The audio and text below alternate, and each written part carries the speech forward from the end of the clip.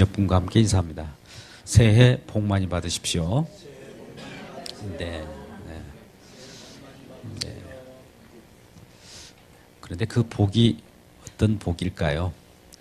우리가 생각하는 복, 그것이 과연 하나님께서 원하시는 복인지 오늘 말씀을 통해서 함께 살펴보기로 하겠습니다. 우리는 히브리서 13장 15절 말씀에 이런 말씀이 있습니다.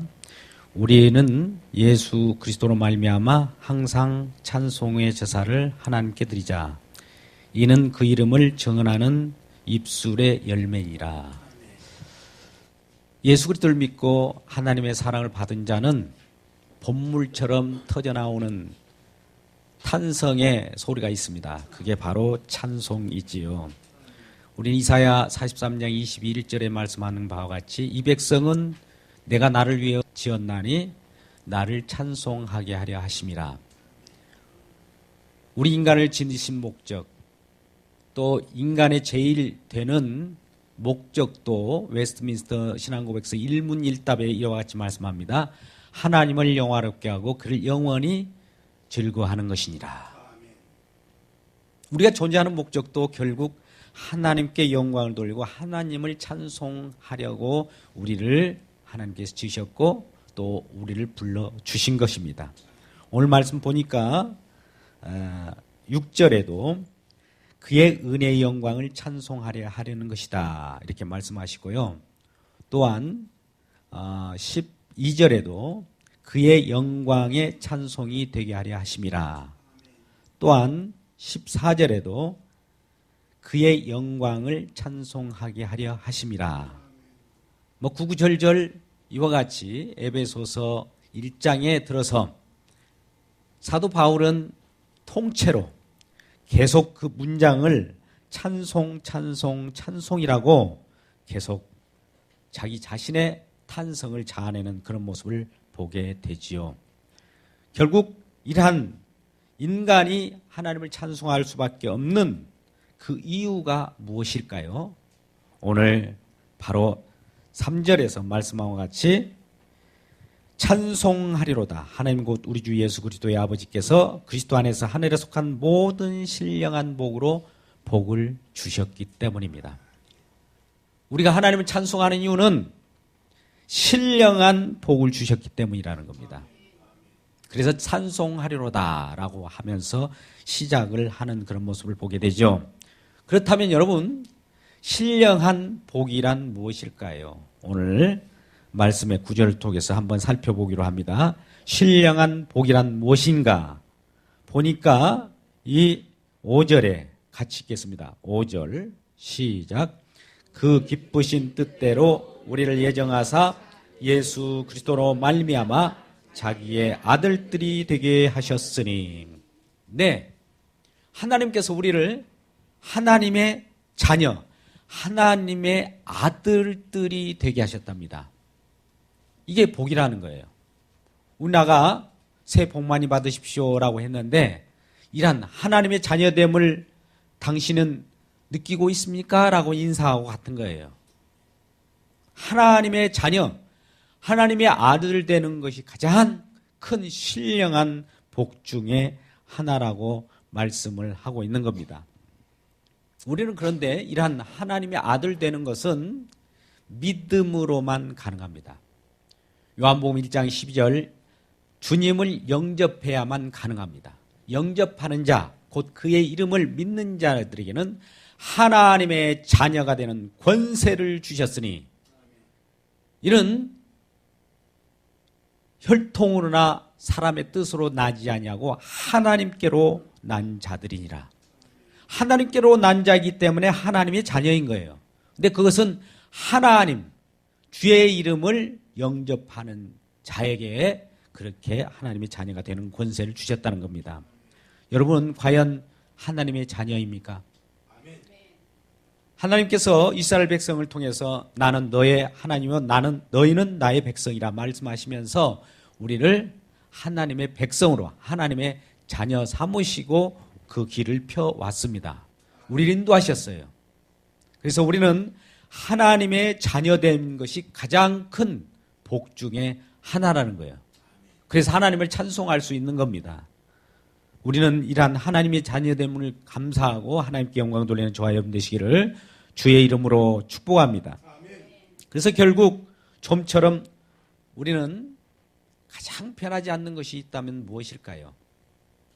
우리 인간의 본성입니다. 아무리 해도 이렇게 저렇게 변화시키려고 해도 정말 즐기기 그지없는 것이 인간의 본성인데, 이러한 인간이 변하지 않는 인간을 단번에 변할 수 있는 방법은 우리 주님의 터치입니다.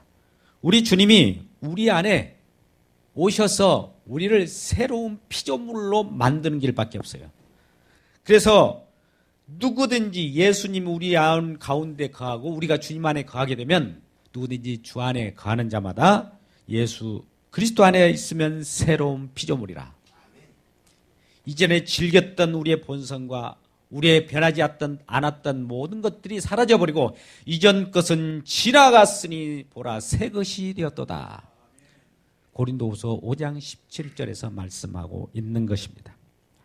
이러한 우리들이 새 것이 되었으면 존재 자체가 새롭게 변화되어 버린 거예요. 이전에는 사단 권세, 공중 권세 잡는 자에 휘하였던 자가 그것으로부터 벗어나서 자유함을 얻고 하나님의 긍휼과 자비 안에 들어와서 하나님이 통치 영역으로 들어왔기 때문에 하나님의 다스림과 인도함을 받았기 때문에 자녀라고 할 수 있는 겁니다.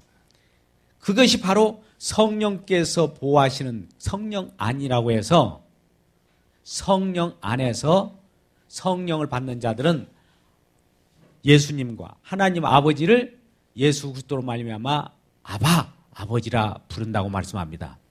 로마서 8장 14절에 아들의 영을 받은 자마다 예수 그리스도 안에서 아들의 영을 받는 자마다 하나님을 아바 아버지라고 부를 수 있는 권한을 주었다는 겁니다. 이것이 바로 신령한 복입니다.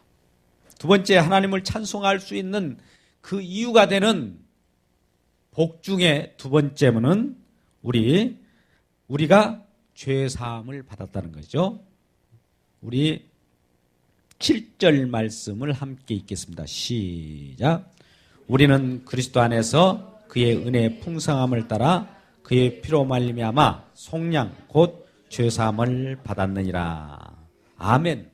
이것이 두 번째의 복이라는 겁니다.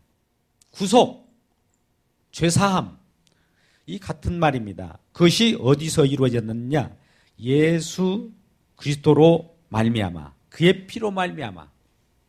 우리는 죄 사함을 받는 방법은 단 한 가지밖에 없었어요. 예수 그리스도의 십자가의 피로 말미암아 구속, 곧 죄 사함을 받은 거예요. 이것이 복이라는 겁니다. 우리는 사망의 종에 얽매여서 진노의 자녀로 살아갈 수밖에 없는 존재였습니다. 아담의 죄로 말미암아 모든 인류가 죄를 범하였음에 하나님의 영광이 이르지 못합니다. 그리고 로마서 3장 10절 말씀에서는 의인은 없나니 하나도 없다라고. 우리 로마서 3장 10절 말씀을 한번 같이 가보겠습니다. 로마서 3장 10절에서 15절까지 말씀을 한번 같이 읽어보도록 하죠. 앞에 스크린을 보셔도 됩니다. 기록된 바 의인은 없나니 하나도 없으며 깨닫는 자도 없고 하나님을 찾는 자도 없고 다 치우쳐 함께 무익하게 되고 선을 행하는 자는 없나니 하나도 없도다. 그들의 목구멍은 멀린 무덤이요 그 혀로는 속임을 일삼으며 그 입술에는 독사의 독이 있고 그 입에는 저주와 악독이 가득하고 그 발은 피 흘리는데 빠른지라. 아멘. 우리 존재가 이렇다는 거예요. 우리는 악을 행하는데 굉장히 빨라요. 남을 헐뜯는데도 빨라요. 죄를 범하는데도 누구보다도 더 빠릅니다. 이러한 죄인들에게 예수 그리스도의 십자가의 피로 말미암아 구속받는 거예요. 근데 아직도 이런 것을 느끼지 못한 자들은 우리가 죄가 없다라고 생각하고 우리는 정당하고 도덕윤리적으로 누구보다도 의롭게 산다라고 생각하는 자, 그런 사람들은 예수 그리스도의 십자가의 은혜를, 공로를 알지 못하는 겁니다.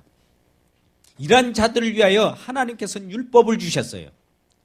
율법이 레이저 스크린이 되어서 우리 가운데 거울 위에서 비침으로 말미암아 우리 속에 있는 낱낱이 죄악이, 숨었던 죄악까지도 다 드러나게 되는 거예요.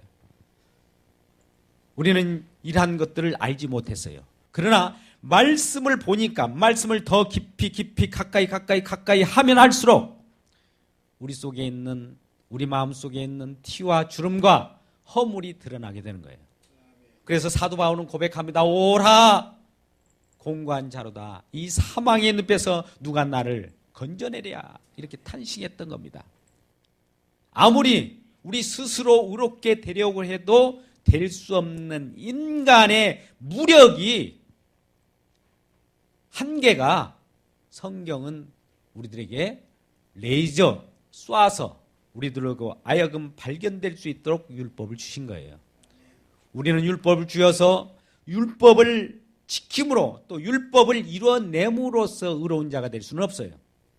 율법을 이룰 수도 없고 또 율법을 성취할 수 없는 무력한 인간입니다. 내 자신을 바라볼 때 정말 나는 오라, 공고하다 이런 표현이 나올 때, 그때서야만 하나님은 긍휼의 은혜를 베풀어 주셔요. 그래서 하나님은 이 세상에 오실 때 죄인을 구하러 오셨지 의인을 구하러 오셨다고 하지 않았습니다. 아까 말씀한 대로 의인은 없다라고 하면서 의인이 없기 때문에 하나님께서 우리를 사랑하사 직접 내방하는 작업이 바로 인카네이션입니다. 하나님께서 이 땅을 방문하신 거예요. 방문하신 결과가 무엇입니까? 방문하고 올라오는 그 결과가 예수님의 죽음이에요. 그분은 의인인데 이 땅에 잠시 내려와서 올라온 결과가 죽음입니다. 누가 이렇게 했습니까? 누가 이러한 의인을 죽이셨습니까?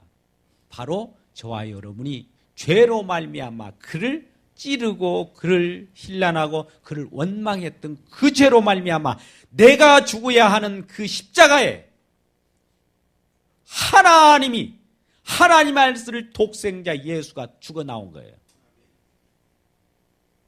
그는 죽으실 수 있을 뿐만 아니라 또 사실 수 있는 분이에요. 그래서 인간의 정체를 다 드러낸 거예요. 죽음이라는 거예요. 그래서 이러한 죄를 우리 주님께서 다 걸머지고 가셨기 때문에 우리는 죄사함, 구속을 얻었다는 겁니다. 이게 바로 신령한 복입니다. 이러한 복을 받기를 주의 이름으로 축복합니다.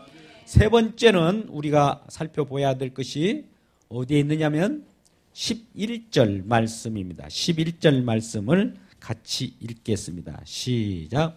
모든 일 그의 뜻의 결정대로 일하시는 이의 계획을 따라 우리가 예정을 입어 그 안에서 기업이 되었으니. 여러분, 기업이라고 하는 것은 하나님이 말씀하신 기업은 영원하신 기업이에요. 여러분, 우리가 한번 생각해 보시고, 인간의 모든 생사 화복을 우리가 생각해 볼 때 그 끝은 무엇입니까? 죽음이에요. 허무예요. 솔로몬도 그러한 고백을 하지 않습니까? 전도서에서 헛되고 헛되며 헛되고 헛되니 모든 것이 헛되도다. 요즘에 나오는 영화, 어제 어떤 분이 그런 말씀을 해요. 국제시장인가 그 영화를 보고 나서 인간은 허무감을 느꼈다는 거예요. 저는 아직 보지 못했습니다만, 그러면서 우리가 과연 어떻게 왜 사는지를 그 영화를 보고서도 좀 예수를 믿을 수 있는 계기가 된다는 겁니다. 세상 것은 정말 어제 오늘 다른 것 같았는데 오늘 다른 새로운 것이 보니까 내일 또 새로운 것이 될 수가 없어요. 해 아래 새 것이 없다는 거예요. 우리가 과거를 한번 되돌아보자고요. 커가는 과정, 초등학교, 중학교, 고등학교, 대학교, 사회 속에서 생활하는 이 모든 과정 속에서 날마다 새로운 것 같으나 그 새로움이 옛것이 되었고 옛것으로 말미암아 새 것은 없고 그 모든 그 새롭다고 생각하는 것이 허무로 돌려지게 된다는 겁니다. 그 끝은 죽음인 거예요. 그러나 이러한 죽음 속에서 그 절망 가운데, 허무 가운데 있는 우리들을 새로운 영역으로, 새로운 기업으로, 영원한 세계로 붙돋아 올리신 그 복이 있다는 것이죠. 그게 바로 그 예수 그리스도 안에서 기업을 얻게 하신 겁니다. 나의 영원하신 기업은 예수 그리스도 안에서 영원한 생명을 사는 것입니다. 예수 그리스도 안에서 영원한 생명을 얻기를 주의 이름으로 축복합니다. 그러면 우리는 낙심할 필요가 없어요. 이 세상이 절망할 필요 없어요. 잠시 잠깐 허무감이 있다 할지라도 우리 주님께서 주어지는 영원한 세계, 영원한 기업을 바라보고 나갈 때 소망을 가지고 힘을 가지고 나아갈 수가 있는 것입니다. 옆분에게 인사하겠습니다. 영원한 기업이 있답니다. 인사하겠습니다. 예, 영원한 기업. 인생의 문제는 죽음의 문제예요. 정말 저도 한때 대학교 한 1학년 들어갈 즈음에 이상한 그 예언집을 읽은 적이 있어요. 그게 바로 노스트라다무스 예언집입니다만 그걸 읽고 나서 한 1년 동안 방황을 했습니다. 이 지구에 종말이 온다는 거예요. 근데 그 종말이 온다는 것은 과거에 비추어서 앞으로도 종말이 온다는 것을 예견하는 겁니다. 그 예언이 과거의 모든 것들을 맞춰 왔던 거예요. 노스트라다무스가. 그러면 과거에 맞춘 것에 비추어서 앞으로도 맞출 것을 이렇게 생각되니까 야, 곧 있으면 세상은 멸망 곧 다가오는구나. 아마 그때 당시에 92년도인가 97년도 정도 될 거예요. 제가 80년도에 대학교 1학년이었으니까. 그러니까 불과 12년 내지 17년 살고 나면 끝이라는 거예요. 지구가 종말이 온다는 겁니다. 그래서 너무나 괴리감에 빠지고 절망 가운데 빠지고 그래서 방 안에서 가만히 잠자코 이걸 어찌할꼬 그러나 여러분 이 죽음의 문제를 내 스스로 해결할 수가 없어요. 허무한 거예요. 절망에 빠질 수 없어요. 절망의 나락에 깊이 빠져갈 수밖에 없어요. 그리고 여러분 한번 생각해 보십시오. 이 세상 우주계가 유한한 개라고 한번 생각해 보세요. 시스템이 유한하다. 그 속에는 어느 순간에 다 없어져 버린다. 영원히 없다. 영원히 없다. 아무것도. 여러분 이런 생각을 할 때 물론 이건 우울증에 빠지라는 얘기는 아닙니다. 그 나락에 빠질 때는 허무감을 느끼게 되고 인간은 아무 보잘것없는 존재라는 걸 알게 될 때 그 끝을 알게 되면 끝이 아니구나라는 것을 상기시키면서 다가오신 분이 바로 하나님이셔요. 야, 그것이 끝이 아니야. 내가 있어. 그거는 이 세상의 끝은 그와 같이 허무이지만 이 세상 말고 하나님께서 새로운 또 다른 세상을 또 창조하셨네요. 이것은 예수 그리스도께서 예수 그리스도의 십자가의 피를 흘림으로 말미암아 새롭게 만든 세계예요. 그래서 그는 그 나라에 가기 위해서는 이 땅의 방식으로는 살아나갈 수 없어요. 내가 경쟁하면서 살아가는 것이 아니에요. 그 나라에는 하나님께서 거저 주시는 바 은혜로 들어가는 나라예요. 거저 들어가는 거예요. 거저라고 하니까 너무나 우리는 쉽게 생각해요. 거저니까 이거는 뭐 우리가 노력하지 않아도 된다고 하니까 우리는 너무 값싼 것으로 착각을 합니다. 그런데요, 이 나라는 값싼 것이 아니에요. 우리가 지불해서 우리가 노력으로 만들어낼 수 없기 때문에 하나님 자신의 피를 흘려서 만든 나라입니다. 그 정도로 소중하고 귀한 나라라는 거예요. 그게 바로 영원한 나라, 영원한 기업입니다. 자, 오늘 말씀을 요약하고자 합니다. 여러분, 찬송하리로다. 하나님 아버지, 예수 그리스도의 아버지께서 신령한 복으로 우리들에게 모든 복을 주셨으니 첫 번째, 우리에게 하나님의 자녀가 되는 복을 주셨습니다. 그래서 우리는 하나님을 아버지라고 부를 수 있어요. 두 번째는 예수 그리스도의 피로 말미암아 우리가 구속, 곧 죄사함을 받았습니다. 이제는 우리 주 예수 그리스도로 말미암아 자유함을 누렸고 그 가운데서 온전히 우리 주님을 기뻐하고 즐거워할 수 있는 겁니다. 세 번째는 하나님이 우리의 무력한 인간의 허무감을 속량하고 그 허무감으로 말미암아 우리가 죽어가는 유한한 세계 속에서 영원한 겹, 하나님의 나라, 하나님의 긍휼의 자녀로 그 나라에 기업을 주셨다는 겁니다. 이러한 놀라운 사랑과 은혜로 말미암아 이 2015년부터는 저와 여러분 가정 가운데 충만하기를 주의 이름으로 축복합니다. 옆에 인사하겠습니다. 이러한 복을 받으십시오. 네, 이러한 복으로 2015년부터 여러분 가정과 모든 사업 위에 충만하기를 주의 이름으로 축복합니다.